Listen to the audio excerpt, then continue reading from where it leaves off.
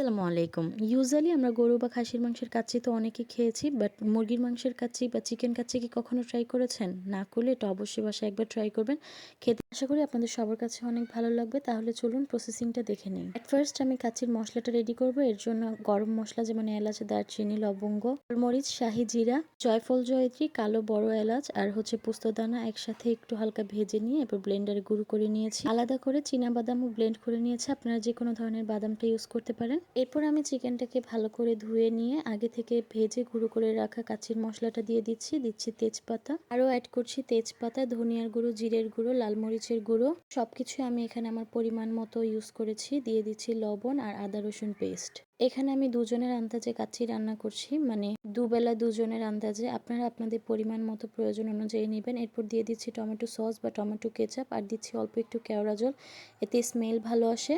টক দই দিয়ে দিচ্ছি। টক দইটা চেষ্টা করবেন ফেটিয়ে নেওয়ার, বাট আমার হাতে সময় কম ছিল যার কারণে আমি এটা ঠান্ডা অবস্থায় বা বরফ অবস্থায় দিয়ে দিয়েছি। আর এখানে কিন্তু আমি বাদাম বাটাও ইউজ করেছি, সেটা স্কিপ হয়ে গিয়েছে হয়তো বা কোনোভাবে। আর দিয়ে দিচ্ছি শুরুতেই যে পেঁয়াজ বেরেস্তা দিয়েছি, সেই পেঁয়াজ বেরেস্তা করে রাখা তেলটা। এই তেলটা অবশ্যই দেওয়া ট্রাই করবেন, এক্ষেত্রে সুন্দর একটা ঘ্রাণ আসে। এরপর ভালোভাবে এটাকে ম্যারিনেশন করে কিছুক্ষণের জন্য রেখে দিতে হবে, যাতে করে মশলাটা চিকেনের গায়ে ভালোভাবে ঢুকে যায়। আমি এখানে আরও কিছু পেঁয়াজ বেরেস্তা ইউজ করেছিলাম। পেঁয়াজ বেরেস্তাই বেসিক্যালি এখানে বেশি করে ইউজ করতে হয়। এরপর চলে যাচ্ছে চালের প্রসেসিংয়ে। এখানে আমি পোলাওয়ের চাল নিয়েছি।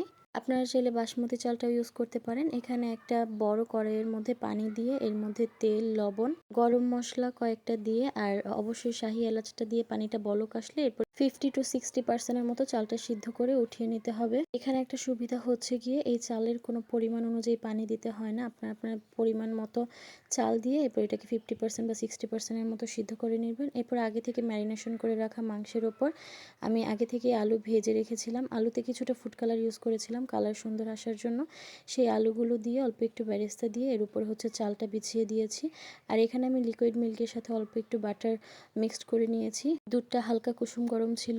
এরপর আমি আবারও এখানে সেই আলুগুলো দিয়ে দিচ্ছি আর পেঁয়াজ বেরেস্তা দিচ্ছি। এখানে আপনারা বিভিন্ন ধরনের বাদাম কুচি, কিশমিশ বা আলু বুখারা চাইলে দিতে পারেন, বাট আমার বাসায় ছিল না হাতের কাছে, যার কারণে আমি স্কিপ করেছি এই জিনিসটা।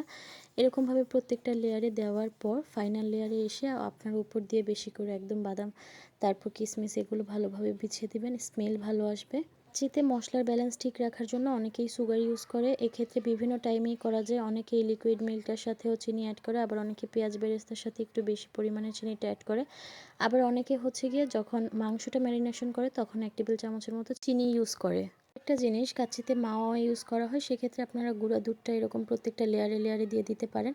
আর এখানে আমি ফাইনাল লেয়ারে পেঁয়াজ বেরেস্তা দিয়েছি আর কেওড়া জল দিয়েছি স্মেলের জন্য। আপনারা এখানে বাদাম কুচি আর অন্যান্য ইনগ্রিডিয়েন্টস আপনাদের পছন্দ মতো দিবেন।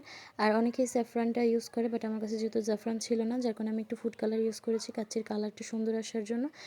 আর আপনাদের সাথে একটা টিপস শেয়ার করি যেটা কাচ্চি পারফেক্ট হতে সাহায্য করে, সেটা হচ্ছে এরকম একটা লম্বা হাতলওয়ালা চামচ বা লম্বা কিছু দ্বারা মাঝখানে একটু গর্ত করে দিবেন।